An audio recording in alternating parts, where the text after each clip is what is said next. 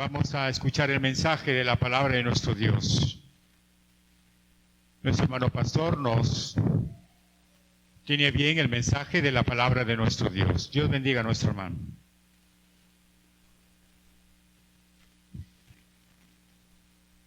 Buenas noches, que Dios los bendiga. Vamos a abrir la Biblia en el libro de San Mateo, capítulo 25. San Mateo, capítulo 25, versículo 14. San Mateo, capítulo 25, versículo 14. Hoy día vamos a hablar acerca de los talentos, los dones y los ministerios. Vamos a ponernos de pie y vamos a darle lectura a la santa palabra de Dios. Con la bendición del Padre, con la bendición del Hijo, la bendición del Espíritu Santo, y la iglesia dijo, amén. Porque el reino de los cielos es como un hombre que yéndose lejos, llamó a sus siervos y les entregó sus bienes. A uno dio 5 talentos, y a otro 2, y a otro 1, a cada uno conforme a su capacidad, y luego se fue lejos. Siéntese. Marque la palabra capacidad. Bien, nosotros como iglesia tenemos una función importante. Tenemos una función importante, cada uno de nosotros. Dice la Escritura en el libro de Corintios que nosotros representamos un cuerpo. Amén. ¿Quién es la cabeza de ese cuerpo? Cristo. Nosotros, el Señor nos compara como un cuerpo, pero el cuerpo no tiene un solo miembro, sino tiene varios miembros. Tenemos las manos, los pies, los ojos, el corazón, los riñones, inclusive las uñas son importantes. ¿Alguien puede andar sin uñas? A ver si nos sacamos las uñas, ¿podrá usted ponerse los zapatos? ¿Podrá caminar sin uñas? ¿Verdad que no? Entonces, todas las cosas que Dios puso en el cuerpo humano son necesarias, son indispensables. Ahora se están reemplazando el corazón artificial, por ejemplo, pero ¿será igual que el corazón natural? ¿Lo artificial será igual que lo natural? Ponerle en lugar de un pedazo de hueso un pedazo de fierro, porque ahora se estila hacer ese tipo de cirugías, ¿será igual? No. Entonces siempre lo natural o lo original siempre va a ser de calidad. ¿Y qué quiere el Señor acerca de nosotros? Que seamos cristianos de calidad, cristianos originales, no que seamos artificiales. Lo artificial es parecido al original, pero no es original. Dios no quiere que tengamos apariencia. Dios quiere que nosotros entendamos en primer lugar que Él nos ha llamado no solamente para venir a la iglesia y a sentarnos en una silla y pasar años sobre años. Ese no es el propósito de Dios. El primer propósito de Dios es que usted aprenda, se arrepienta, se salve y luego usted transmite el mensaje de salvación a los que se están perdiendo. Sería un egoísmo de nuestra parte saber que nosotros ya somos salvos y tener consciente que nuestros familiares, llámense primos, padres, etcétera, no son salvos. ¿Qué haría usted si usted se va al río y ve que alguien se está ahogando y usted tiene ahí un corcho o un flotador? ¿Qué haría usted si no se puede lanzar a salvarlo? Le lanzaría el medio de salvación. ¿Sabe usted que usted tiene un medio de salvación para la gente que se está perdiendo? Ese medio de salvación es el mensaje de la palabra de Dios. Es el mensaje de la palabra de Dios. Por eso quiero hablarles acerca de 3 cosas importantes: talentos, dones y ministerios. La palabra talento viene de una palabra llamada capacidad para hacer. Escuche bien eso: capacidad para aprender y hacer cosas. ¿Sabía que usted tiene capacidades? ¿Sabía que todos nosotros tenemos capacidades?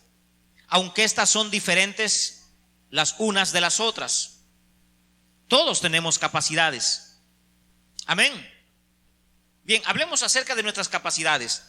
Hay capacidades natas y hay capacidades innatas o capacidades que en el transcurso del tiempo se aprenden. ¿Cómo yo sé que yo tengo una capacidad para algo? Por ejemplo, ¿cómo yo supe que yo tenía la capacidad para tocar un instrumento? ¿Cómo lo supe? Tocándolo, estudiando, capacitándome, practicando y aplicándolo. Para que nuestros talentos se desarrollen, hay 3 aspectos importantes que usted tiene que hacer. Por ejemplo, ¿cómo nosotros identificamos una capacidad? Cuando nos sentimos atraídos por algo. Escuche bien esto. Yo me sentía atraído por esto. Mire, a mí no me atrae la batería. Aquí hemos tenido una batería, yo bajaba del salón y me ponía ahí y no me atraía. Pero me atraía la guitarra y me atraía el teclado. Hay otras cosas que me siguen atrayendo, como es la lectura, como es la oratoria.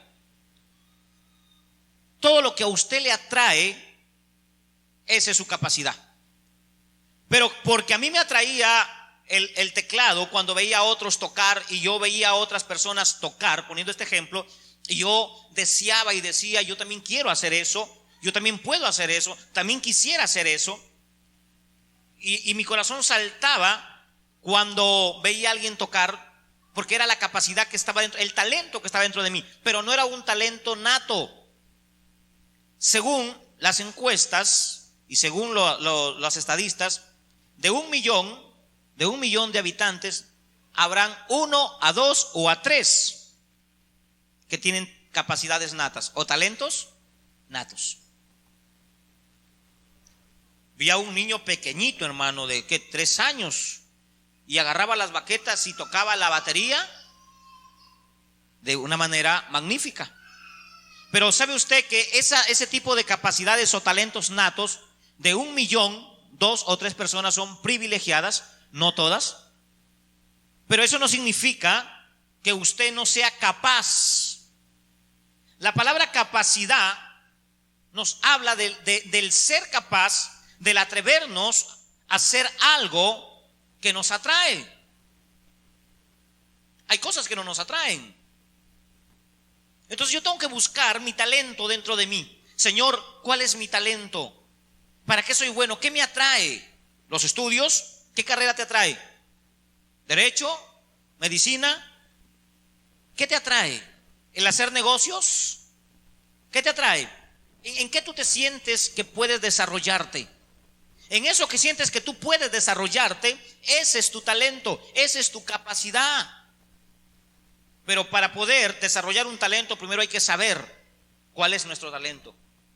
Y para saber cuál es mi talento, yo tengo que saber qué me atrae en el desarrollo de mi personalidad. ¿Qué me atrae?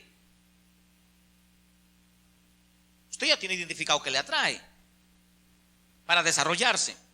Luego, que a mí me atrae tal cosa, y yo sé que esa es mi capacidad, ¿qué tengo que hacer? Estudiar.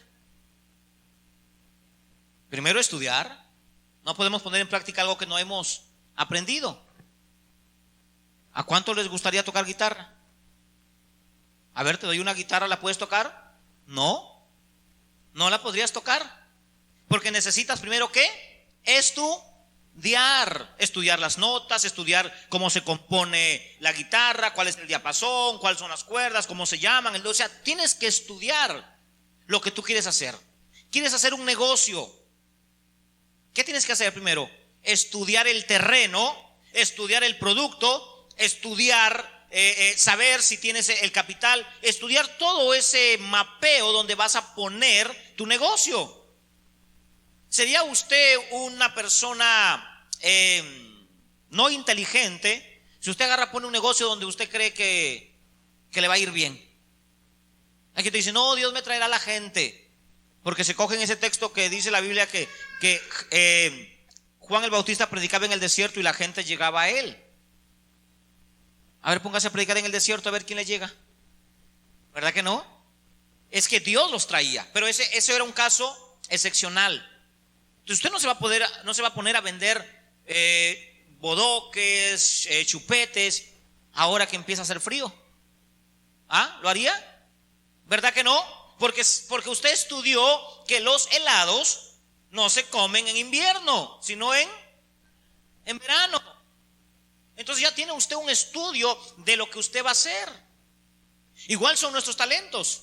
Empezar a estudiar. Luego que usted estudia su talento, donde usted va a desarrollar su capacidad, usted necesita practicar. Cuando yo estaba en la iglesia, al principio, tenía 13 años, y me empezó a gustar la oratoria, me empezó a gustar cómo el pastor de mi iglesia en ese entonces desarrollaba un sermón, y cómo no se equivocaba, y cómo fluía él en el sermón, en la oratoria, fluía y hablaba, y yo decía, yo me sentía así una pulga, decía, no, pues ¿qué voy a hacer así como él? A veces nos sentimos ante otros talentosos como que si nosotros no tuviéramos la capacidad de llegar a ser igual que ellos. ¿Amén? ¿Sí? ¿Ha sentido eso? ¿Ha sentido eso? A veces nos sentimos, no, ¿qué voy a hacer igual? No, yo no nací para eso. Hay gente que se desprecia, que se menosprecia y dice, no, yo no nací para eso. No, ¿qué voy a llegar a ser como él? ¿Qué voy a llegar a ser como ella? ¿Qué voy a llegar a tener el negocio que él tiene? ¿Qué voy a llegar a...? No, yo no nací para ella. Y comenzamos a buscar en nuestros errores, nuestras incapacidades, para decir, no tengo dinero, no nací en una buena familia, pues no tengo posibilidades. Él sí es futbolista porque sus papás le dieron posibilidades, ella sí tiene empresa porque tuvo capital. Y comenzamos a buscar, hermano, eso le llamamos nosotros en administración la mediocridad. El mediocre siempre busca pretextos para decir que no puede. Escuche bien eso.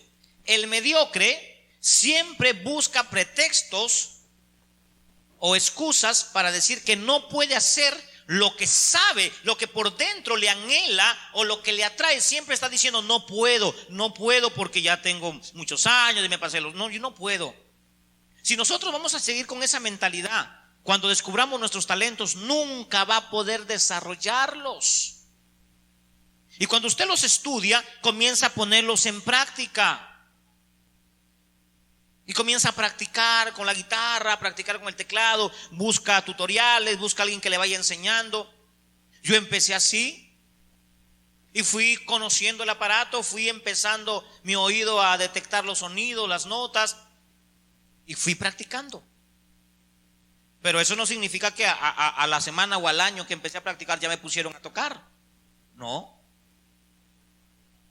A veces somos apurados. Hay una desventaja que tiene el ser humano cuando desarrolla un talento. ¿Sabe cómo se llama eso? La desesperación. La desesperación. ¿Sabe cuántos años me pasé sentado en mi iglesia antes de pararme a predicar y dar un sermón expositivo? 10 años. Y yo sabía que podía hacerlo mejor que los que pasaban al púlpito, pero a mí me pusieron a la puerta. No me dieron la oportunidad. La desesperación muchas veces nos echa a malograr el talento. Dios hizo las cosas en su tiempo. Eclesiastés capítulo 3, ¿qué dice ahí? Todo tiene su tiempo y toda cosa bajo el cielo tiene su hora. ¿Y sabe cuando usted se da cuenta que no es el tiempo? Cuando usted pide consejo.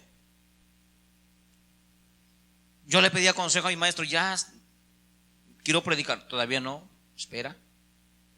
No, pero yo ya, sí, pero espera. Ya. ¿Quieres hacer un negocio y pides un consejo al pastor, o le pides un consejo a un experimentado, y el experimentado te escucha y te dice, mira, no lo pongas ahora? No, pero ya viene Navidad, no lo pongas ahora. Deja que pase Navidad. Pero es que Navidad es el lugar donde... No, tranquilo. ¿Y qué pasa por desesperado? Te va mal. Entonces, nosotros tenemos que esperar. Para que el talento madure, usted tiene que tener tiempo. Yo anhelaba ser pastor a los 14 años, pero no era el tiempo. No era el tiempo. No era el tiempo. Todas las cosas tienen su tiempo. Espere su tiempo. Cuando usted espera, pero no espera sentado, porque hay muchos de nosotros que, voy a esperar que Dios me llame, y se sienta y no estudia, no se capacita, no viene al culto, no viene a los estudios bíblicos, no se compra un cuaderno, no comienza a analizar, no comienza a ponerle criterio a las cosas. Y usted piensa que sentarse sin hacer esto, piensa que Dios lo va a llamar. Nunca lo va a llamar. Dios llama a la gente que ha madurado sus talentos, sus capacidades. Necesitamos darle tiempo, porque el tiempo hace madurar nuestras capacidades. Amén. Y luego que hemos practicado bastante, nos hemos ejercitado, ahora sí viene la aplicación o la ejecución. Ahora sí, ya esperaste el tiempo, ya sabes que eres bueno para tal instrumento, ya sabes que eres bueno para esto, ya hiciste tu agenda, ya ordenaste tu vida. Ahora a trabajar a tiempo completo en tu talento, sea un negocio, sea el formar una familia, sea tocar un instrumento. El talento que usted ya ha escogido, Dios lo va a respaldar. Cuando usted hace estos principios o estos pasos, usted no quedará mal. Amén. Luego vienen los dones. El talento lo tiene todo el mundo. Quiero subrayar eso. Los talentos Dios le dio a todo el mundo, cristianos o no cristianos, la religión que sea. Ahora hablemos de los dones.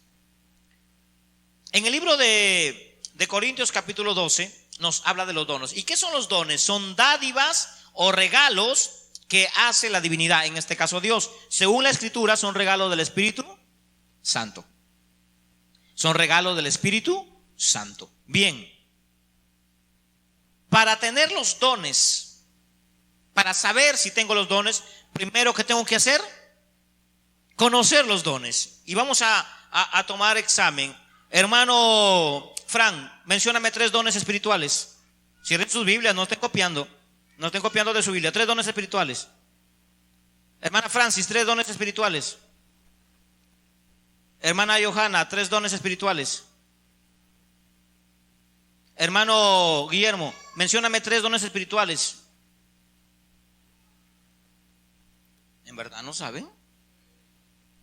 Pero ya pasó tu momento. Hermano Manuel, 3 dones espirituales.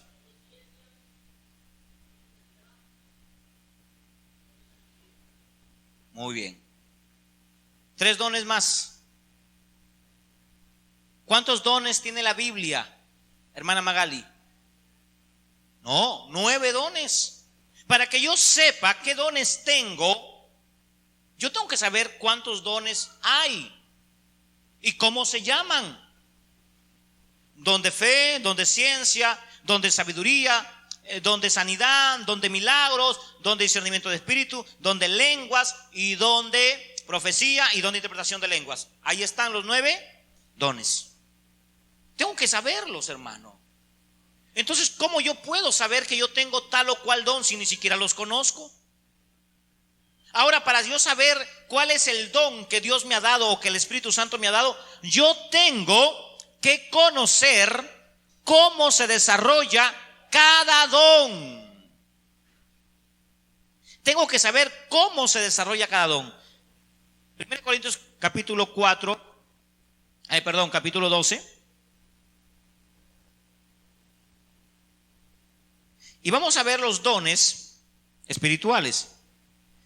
Hay 3 segmentos de dones que sirven para ciertos aspectos. Por ejemplo, tenemos dones para edificar la iglesia. Tenemos dones para mostrar el poder de Dios. Y tenemos dones para autoedificarnos. Marque esto en su mente o en su cuaderno. Escuche bien. De los 9 dones, hay 3 grupos de dones. Primeros, los dones que edifican a la iglesia. ¿Cuáles son los dones, hermano Frank, que edifican a la iglesia? Ahí, vayan a la Biblia, vayan a la Biblia. Vayan a la Biblia, a ver, 1 Corintios 12. Mencióneme los dones, hermano Frank, que edifican a la iglesia. ¿Cuáles serán los dones que edifican a la iglesia, hermano Eddie? No. ¿Cuáles son los dones que edifican a la iglesia? ¿Cuáles son los dones que edifican? Hay dos dones que edifican a la iglesia. ¿Ya? Amén. Esos dos dones edifican a la iglesia. Son para la iglesia. El don de sabiduría y el don de ciencia. Don de ciencia en el original es don de conocimiento. La gente piensa que el don de ciencia es decirle a la gente, el Señor me dice, no, hay una confusión con el don de ciencia. En el original dice don de conocimiento. Don de conocimiento. A ver, ¿qué significa esto? Vamos a aclarar este punto que es importante. El don de ciencia, la ciencia significa conocimiento. Usted ve el concepto o la definición de ciencia en el diccionario Real Académico y dice conocimiento. No es otra cosa. Pero muchos hermanos han creado o piensan y lo enseñan que el don de ciencia es decir, el Señor me dice que tú tienes esto. No, esa es otra cosa. Esa es otra cosa. El don de ciencia es el conocimiento que tú tienes de Dios. Y esos dones los tienen los maestros y los pastores y los evangelistas. El don de ciencia. Porque es conocimiento. Cuando tú lees la Biblia, tú le dices, Señor, dame el don de ciencia. ¿Y tú qué pasa con el don de ciencia? Que cuando tú lees la Biblia, tú vas a mirar la Biblia y la vas a entender. Hay muchos cristianos que leen la Biblia pero no la entienden. ¿Ellos qué necesitan? Un maestro. ¿Y el maestro qué tiene para hacer entender a los hermanos lo que ellos no entienden? El don de conocimiento o el don de ciencia, que es el mismo. Porque los dones no son para todos. Pablo dijo, no todos son mano, no todos son pie, no todos son oído. A Dios le dio a cada uno según a sus capacidades. Ahora en este caso el Espíritu Santo reparte según a él le place. A ver, veamos si eso es verdad. 1 Corintios 12. No quiero, hermanos, que ignoréis acerca de los dones espirituales. Sabéis que cuando erais gentiles se os llevaba como ídolos extraviados. Por tanto hago saber que nadie que hable por el Espíritu de Dios llama anatema a Jesús, si no es por el Espíritu Santo. Ahora bien, hay diversidad ¿de qué? De dones, pero el Espíritu es el mismo. Hay diversidad de ministerios, pero el Espíritu es el mismo. Hay diversidad de operaciones, pero el Espíritu es el mismo, que hace todas las cosas según a él le parece. O sea, el Espíritu Santo da los dones a quien él quiere. Nosotros tenemos que descubrir qué don tenemos. Entonces, los dones que edifican a la iglesia son 3. Mencionaron 2, falta 1. Son 3 dones que edifican a la iglesia. Identifique el tercer don que edifica a la iglesia. No. Profecía. El don de profecía. Usted no le va a profetizar a un mundano que le interesa ni sabe. El don de profecía. El don de sabiduría es, ¿para qué sirve el don de sabiduría? Para el conocimiento, saberlo aplicar. Mira, hay mucha gente que tiene la razón cuando habla. Tiene la razón, pero no sabe decir las cosas. No sabe decirlas. Porque no tiene. ¿Qué no tiene? ¿Qué lee el hermano Guillermo cada vez que empieza la palabra? Proverbios. Pero ¿qué dan los proverbios? Sabiduría. ¿Y qué es ser sabio? Ser sabio te enseña a comportarte. No sé si 3 a 4 veces o hasta más veces me he leído los proverbios. ¿Sabe que usted en los proverbios está la educación cristiana? ¿Cómo debes comportarte? ¿Cómo debes tratar a las personas? ¿Cómo debes callar cuando debes callar? ¿Cómo debes hablar cuando debes hablar? Ahí te enseña ética, modales, principios, posturas, te enseña de todo. Hay un texto que siempre me gustó: cuando vayas a la casa de tu amigo o de quien te invita, no seas de los que primero agarran la cuchara, ¿cierto? No, dice ponle cuchillo a tu garganta, o sea, detente, deja que el resto empiece y ahí. Y cuando sea de terminar la comida, no seas el primero en terminar. No seas el primero, te dice el Señor. Ahí aguántate.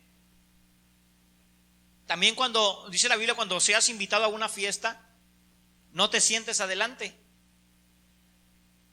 Siéntate atrás y espera que te llamen. Ven, pase acá. No sea que te sientas ahí y yo te diga, hermanito, disculpe, pero esa silla es para el hermano tal. Bueno, en la iglesia no va a pasar eso, pero en una fiesta pública donde te invitan no puedes hacer eso, porque hay mesas reservadas.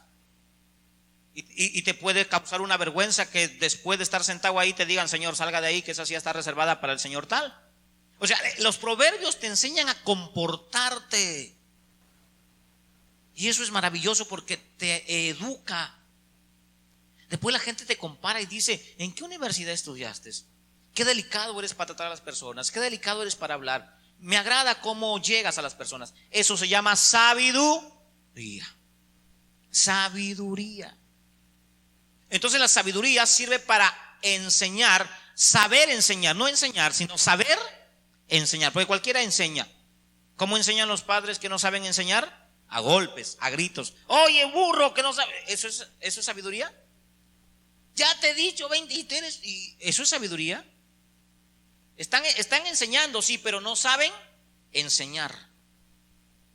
Y como los profesores docentes no tienen sabiduría para enseñar, ¿sabes qué les aplican? A ver, la profesora Sujei, ¿qué te enseñan en el instituto para que apliques las enseñanzas? ¿Ah? No, claro, las estrategias, pero hay un nombrecito técnico. Hay un nombrecito, sí, también va dentro de eso, pero hay un nombrecito técnico.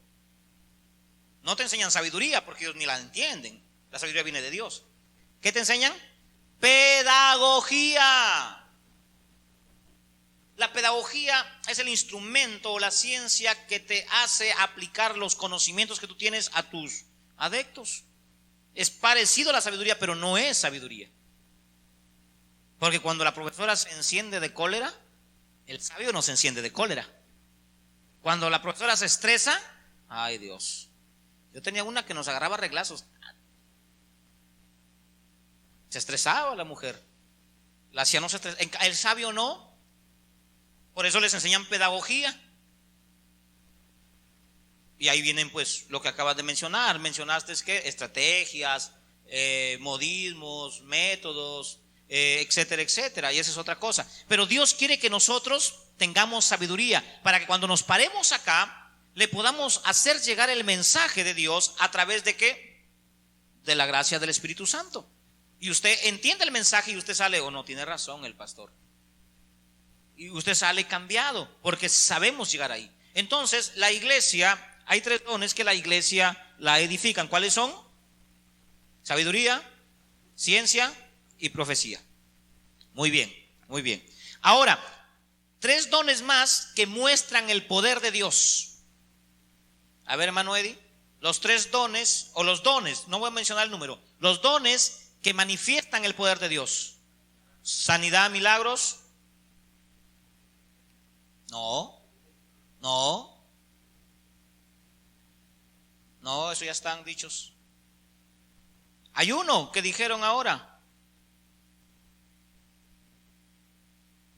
pero va unido con otros, porque el uno sin el otro no funciona. ¿Y qué más? No, y la interpretación demuestran el poder de Dios. Viene aquí una persona mundana de otro país y Dios toma al hermano y me habló. Salen, pero ¿cómo sabe mi idioma? ¿Se acuerdan cuando los discípulos o apóstoles comenzaron a hablar lenguas? ¿Qué decía la gente? ¿Y estos no son nazarenos? ¿No son galileos? ¿Y cómo saben nuestro idioma? Estaba Dios mostrando su poder. Entonces hay 3 dones que manifiestan el poder de Dios: el don de milagros, el don de sanidad y el don de lenguas, interpretación de lenguas. Porque si no hay interpretación, ¿sirve? No sirve. Muy bien. Ahora, los dones siguientes, o los 3 siguientes, o dos que quedan, ya usted sabe cuáles son, que nos autoedifican o nos edifican personalmente. ¿Ah? ¿Quedan dos? No, ya lo dijimos. Dos que nos edifican a nosotros. ¿Cómo? ¿Ah? No, dones, eso. No, dones, les hablo de los dones que están ahí, léalo. Fe y discernimiento de espíritu. La fe, cuando tú tienes el don de fe, ¿a quién edificas? A nadie, sino a ti. Yo no puedo a usted traspasarle mi fe. Ay, hermano, voy a orar para que usted tenga. No puedo. Mi fe me edifica a mí solo, ¿o no? Por eso es que hay unos que en el camino se quedan, otros avanzan, porque la fe no edifica a los demás. Tú puedes tener mucha fe. Te encuentras a un hermano que no tiene fe y tú le dices, hermano, tenga fe, vamos a la iglesia, ya mañana Dios le proveerá. Usted tiene la fe que Dios le provee, porque usted le dice, mira, yo también estaba con un problema así y yo hice así y se solucionó. Haga usted así, pero como el otro no tiene fe, ¿te cree? No lo hace. Entonces tu fe o el don de fe no edifica a los demás, sino te auto edifica a ti. Y el otro es el don de discernimiento. Por ejemplo, viene alguien acá y tú lo disciernes, dices, ay, este señor lo veo como que medio mañosón, ya te cuidas de él. Pero tú vienes y me dices a mí, pastor, yo los discierno que es medio mañosón. Yo no te voy a creer, porque yo lo veo de otra forma. Yo lo veo de otra forma. Lo que ve una persona que tiene el don de discernimiento no lo ve cualquiera. Yo lo puedo ver amable, lo puedo ver bien, pero como tú tienes el don de discernimiento, tú dices, no, este tipo es un sapo, este tipo es un salamero. Y entonces tú te cuidas de él, ¿cierto? No, pues yo aquí se ve bien espiritual, pero no, yo lo discierno que Pero tú vas y le dices al otro hermano, más bien generas un problema. Tú vienes y le dices al hermano Guillermo, hermano, tenga cuidado del hermano tal porque lo veo que es medio salamero. ¿Qué generas? Discordia, contienda. ¿Por qué? El otro hermano que no tiene discernimiento te va a decir, creo que el hermano le tiene cólera, le tiene fastidio. Y en lugar de unir, más bien separas. Porque el hermano va y le dice al hermano, oye, fíjate que el hermano Pancho me ha dicho que a ti te nota como que eres ladrón, eres acá. Y más bien se genera un problema. El don de discernimiento es para ti. Tú disciernes quién es lobo y tú te cuidas. Ahora que si a quien tú le cuentas sabes que tiene el don de discernimiento, entonces ¿qué hace el otro? Por ejemplo, usted me cuenta algo a mí y yo tengo el don de discernimiento, también, Señor, muéstrame. El hermano me ha dicho y, no, sí tiene razón. Y ya me cuido. Pero yo no le ando diciendo a todos ustedes, hermano, cuídense del hermano tal, porque el don de discernimiento nos autoedifica personalmente. Amén. Hagamos un repaso. Los dones de la iglesia, hermana Francis, rapidito. Los que edifican la iglesia. Hermana Joana, los que manifiestan el poder de Dios. No, Frank, los que manifiestan el poder de Dios. Hermana Sujei. Amén. Y interpretación de lenguas y lenguas. Hermano Guillermo, las que autoedifican.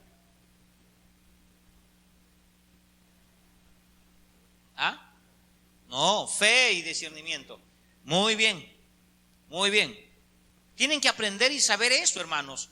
Los dones Dios no los puso para que cualquiera los... No, los dones tienen un orden. Recuerden que la Biblia dice que Dios es un Dios de orden. Los dones tienen un orden. La iglesia del Señor es una iglesia ordenada. Con la interpretación. Sí, pues. Es que si hay lenguas y no hay interpretación, no sirve de nada. Bien. Entonces, aquí entendemos de que Dios puso los dones en un orden para que la iglesia, para que se manifieste el poder de Dios y para que personalmente la iglesia se autoedifique.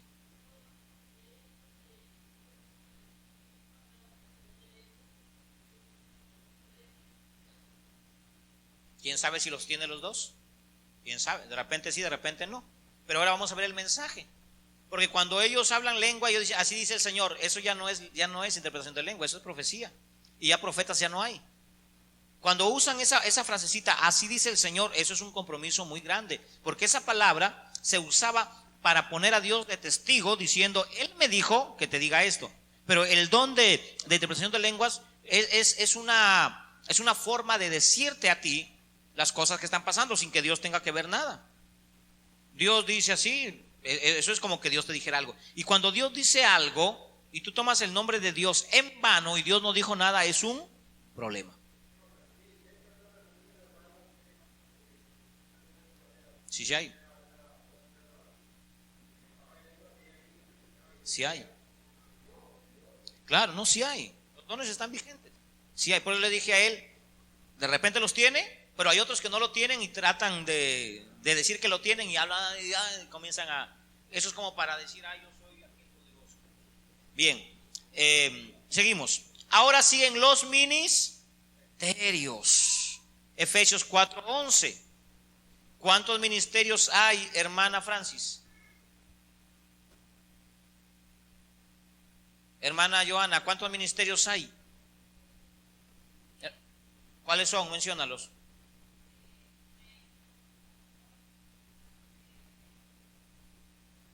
Hermana Magali, ¿cuáles son? Hermano Eddie, ¿cuántos faltan? Faltan 2. Ya lo leíste. Profetas, apóstoles, maestros, evangelistas y pastores. Bien, muy bien. Hay 5 ministerios según Efesios 4:11. Ahora, ¿qué es un ministerio? Es un oficio específico. Escuche bien eso. Un ministerio es un oficio específico. Apaguen el ventilador, la hermana está que le hace mucho viento ahí. Ya, es un oficio específico que se da a través de un llamado divino o a través de los requisitos bíblicos según 1 Timoteo 3. Bien, hablemos de los requisitos del llamado especial. Bíblicamente. En Jeremías tenemos a un muchacho joven que fue llamado a ser profeta. Y él dijo, Señor, yo soy un niño, porque cruzaba los 15 años, 16 años. Y un profeta siempre era una persona que ya mantenía 40, era una persona de peso. Pero el Señor se le ocurrió llamar a un muchacho. Y el muchacho dijo, Señor, no, si los profetas se enteran que yo soy profeta y ellos son ya hombres viejos, no me van aquí a crucificar. No, Señor, soy niño. Ya cuando tenga 40 años, ahí ya. Pero ¿qué le dijo el Señor? No digas, soy niño, porque tú harás o dirás lo que yo te mande. Ese es un llamado excepcional. Quiero que ustedes aprendan algo hoy: la regla y las excepciones. El problema es que nosotros de las excepciones hacemos la regla. Entonces coge a alguien y dice, no, pero ¿y cómo Jeremías? No, esa es una excepción, no es una doctrina, o sea, no es una regla a seguir. Las reglas son doctrinas a seguir. El caso de Timoteo, ¿cierto? En el caso de Timoteo empieza su ministerio cuando era joven con Pablo, pero cuando ya es casado y tiene 40 años, él asume la responsabilidad ¿de qué? De un pastorado. Pero ahí hay 2 adversidades o 2 conceptos que usted los va a escuchar en cualquier iglesia. Va a decir, no, Timoteo era un pastor joven. Estas 2 posibilidades las voy a poner aquí a la carta. Yo sostengo la segunda, pero voy a poner estas 2 posibilidades. Y no digan, no, el pastor se contradice, un día dijo esto. No. Yo sostengo la otra porque he leído la historia. Timoteo tenía 40 años, pero a los 40 años todavía les llamaban jóvenes. ¿Pero por qué lo reconocían como joven a él? Porque a él, dice la escritura, cuando el pastor allá en Éfeso ya estaba la iglesia, a él lo mandaron a apoyar la obra.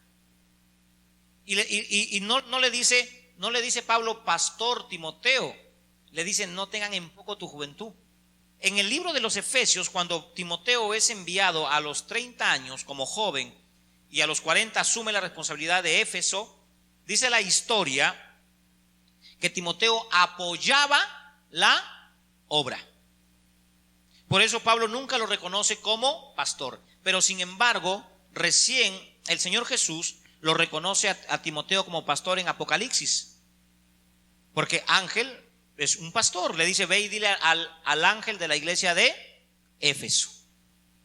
Pero Pablo no le dice, él escribe una carta al pastor Timoteo. Habla carta pastoral, que es diferente a decir el pastor. Pero si nosotros vemos otras cartas o otras líneas donde Pablo dice los pastores y menciona algunos de ellos. En este caso, Timoteo es considerado el pastor joven. Lo consideran muchos predicadores. Bien, vamos a poner este segmento. Timoteo, pastor joven. Bien, Timoteo, pastor joven.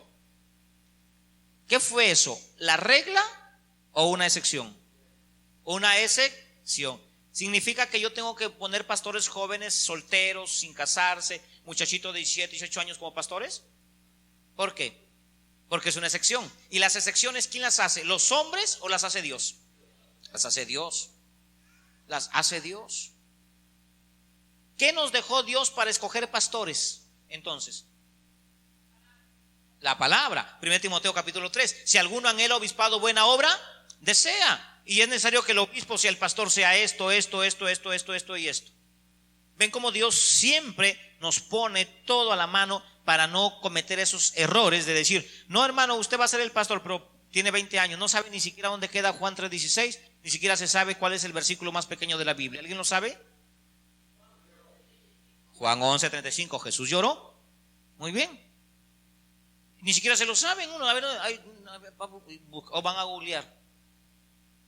Entonces, pero ya son pastores. No, es que Timoteo era joven y fue, esa es una excepción, si el caso fuera así. O no, mira, Dios llamó a Jeremías y era jovencito. Esas son excepciones. La regla no es esa. La regla era que los profetas fueran de cierta edad. Muy bien, 5 ministerios. ¿Cuántos ministerios están vigentes, hermana Sujei? ¿Cuántos ministerios? Ya los mencionaron, según Efesios 4:11, ¿cierto? Pastor, maestro, apóstol, profeta y evangelista. ¿Cuántos ministerios, hermana Sujei, están vigentes? ¿Los 5? ¿3? ¿4? ¿Ah? ¿Cuáles son?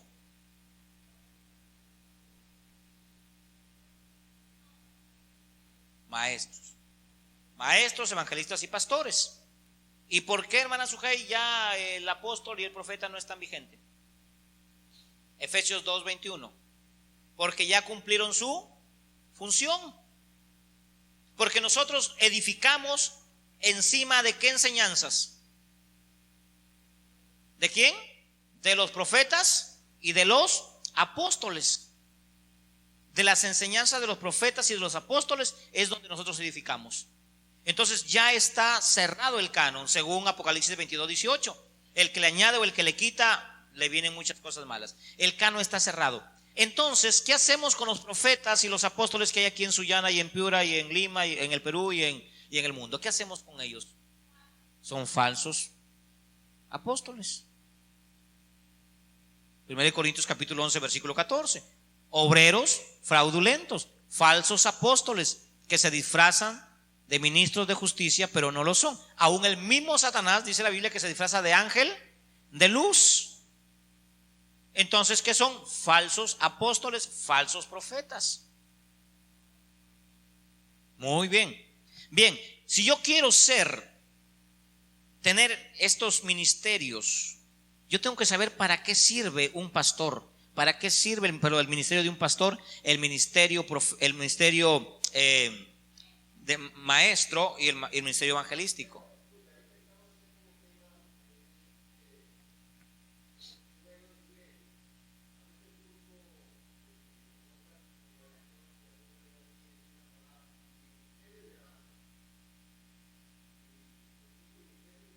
Sí. Nos hemos acostumbrado. Les dije al comienzo que nosotros hemos metido cosas o acuñado cosas a nuestro lenguaje cristiano que no son bíblicas, más bien generan confusión. Y eso es lo que les dije, yo creo en la clase anterior, les dije que si habían frases que hemos acuñado porque venimos de iglesias y eso se nos mete, hay que irlas sacando. Hay que irlas sacando. El grupo de alabanza, el servicio de alabanza, el servicio de alabanza. Bien, en el Antiguo Testamento sí le llamaban ministerio, según la Biblia, pero ya en el Nuevo Testamento ya no hay eso. Ya no se compone como un ministerio, sino como un servicio. O si no, el Nuevo Testamento diría el ministerio de alabanza, según Efesios capítulo 5 versículo 8, dice ahí, cantemos a Dios con salmos, no dice el ministerio de alabanza, no, ya es diferente. O sea, todos ya cantamos. Antes, en el ministerio de alabanza, en el Antiguo Testamento, el pueblo no cantaba. El pueblo mantenía una reverencia, y los que cantaban eran los levitas. Y ellos cantaban y ellos nomás ahí. Porque ellos tenían el ministerio de la alabanza. El pueblo no tenía el ministerio de la alabanza. Entonces ellos no les prohibían cantar. Y cuando entraban al templo a adorar a Dios, no entraba la gente, solamente entraban los músicos. O sea, el ministerio de la alabanza, a ministrar en la presencia de Dios. Amén. El que quería cantar, cantaba en su casa, allá afuera, pero en el templo no cantaba el pueblo. No cantaba el pueblo, leía la Biblia, no cantaba, solamente el ministerio de la alabanza. Por eso es que en el Nuevo Testamento ya no aparece el ministerio de alabanza, porque si apareciera el ministerio de alabanza, solamente ellos son los que cantan, y ya ustedes tendrían que estar calladitos, porque ellos ministrarían. En este caso, todos ministramos nuestra alabanza al Señor. A todos, ya entramos todos. Ya un día enseñaré acerca de cómo se funcionaba el ministerio de alabanza en el Antiguo Testamento. Acá ya no hay ministerio de alabanza. Como por ejemplo, hay otra palabra que es bíblica en el Antiguo Testamento que se ha acuñado en el Nuevo Testamento, que bueno, lo hemos acuñado nosotros. Aquí casi no se oye. Casi no se oye porque yo trato de que todas esas cositas que están de afuera no entren. Y tratar de ser más bíblicos. El clamar. El clamar. Aquí había un hermano que cuando dirigía, él no decía vamos a orar, decía vamos a clamar. Eso se usó en el Antiguo Testamento. Ahora Jesús dice cuando ores, no dice cuando clames, porque el clamor lo escucha todos. Ahora Jesús dice cuando ores, entra a tu aposento. Antes no, antes clamaban y Señor, y todo el mundo escuchaba. Eso es un clamor. Pero este hermano, que por más que le decía, hermano, no digas, no, que pastor, que la Biblia dice que hay que clamar. No, Jesús dijo que ya no.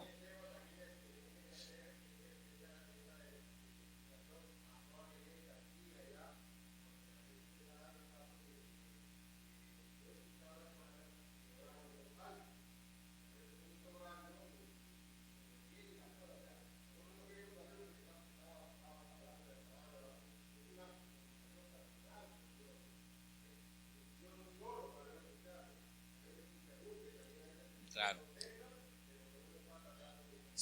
Sí. Por eso hay cosas que hemos traído de afuera. Y como les dije en el anterior mensaje, y lo vuelvo a decir, si todavía vemos cosas que no son bíblicas o que ya quedaron en un lado y ahora son nuevas, según el Nuevo Testamento, hay que irlas quitando. Nuestra iglesia tiene que parecerse cada día más ¿a quién? A la palabra, a Cristo. Porque si vamos a querer imitar el modelo del movimiento, el modelo de los nazarenos, de los luteranos, de los wesleyanos, de los arminianos, de tantos hombres que sí han sido buenos, que Dios los usó en esa forma y en ese tiempo, estaríamos imitando no a Cristo, no a la Biblia, sino a los pensamientos de otros. Y yo lo que quiero es imitar a la Biblia. Bien, terminemos. Los ministerios sirven para lo siguiente: dirigir, instruir y cuidar. Dirigir, instruir y cuidar. Por ejemplo, ¿quién cuida? El pastor. El ministerio pastoral se encarga ¿de qué? De cuidar, de apacentar. El pastor no instruye. El pastor no instruye. ¿Quién es el que instruye? El maestro. El maestro.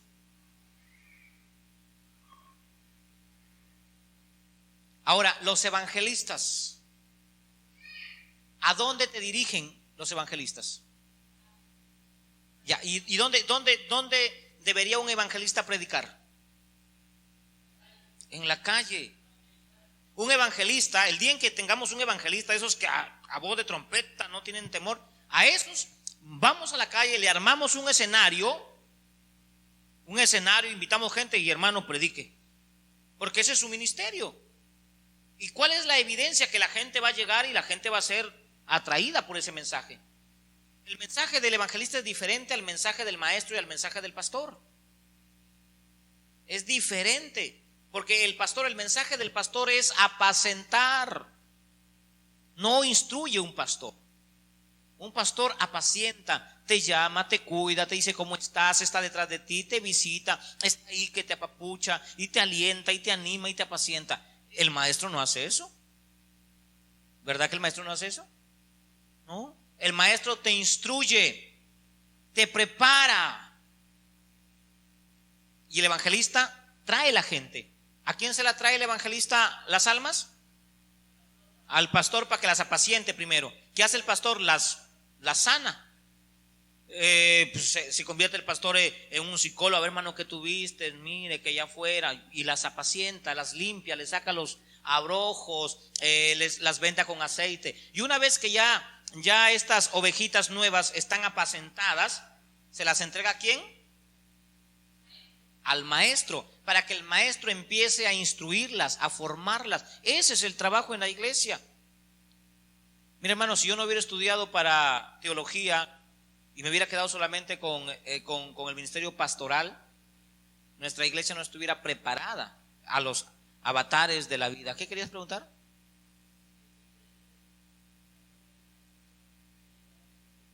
Los dos ministerios, se puede, como yo. Pero hay que estudiar para ser maestro. O sea, el maestro no es solamente el que uno puede querer enseñar, pero si no está capacitado y no está preparado, no conoce la doctrina para enseñar bien. Miren, la base de un maestro es conocer la doctrina. El resto ya es secundario. La base de un maestro es conocer la doctrina. Amén.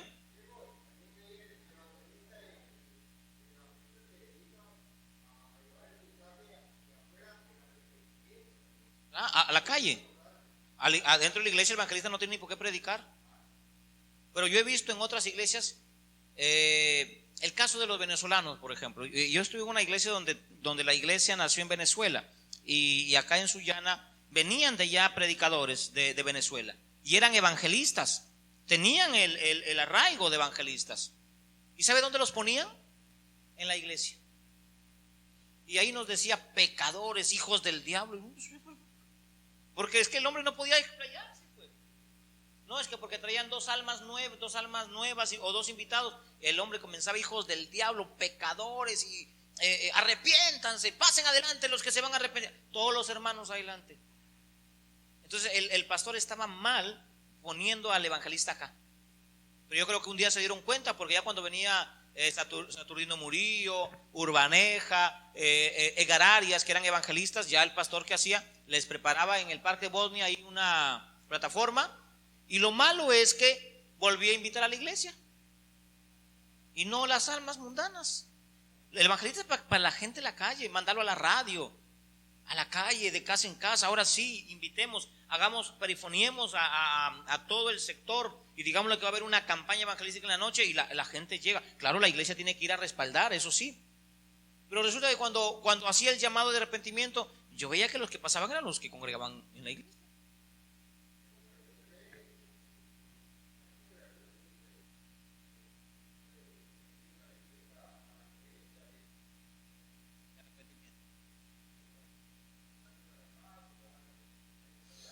Pero está mal eso. Es un desorden. Porque usted, ¿cuándo fue salvo? Yo a los 13 años, en el año 1999. Usted debe saber cuándo fue salvo. Bien, ¿y Cristo tiene que salvarte cuántas veces? Listo.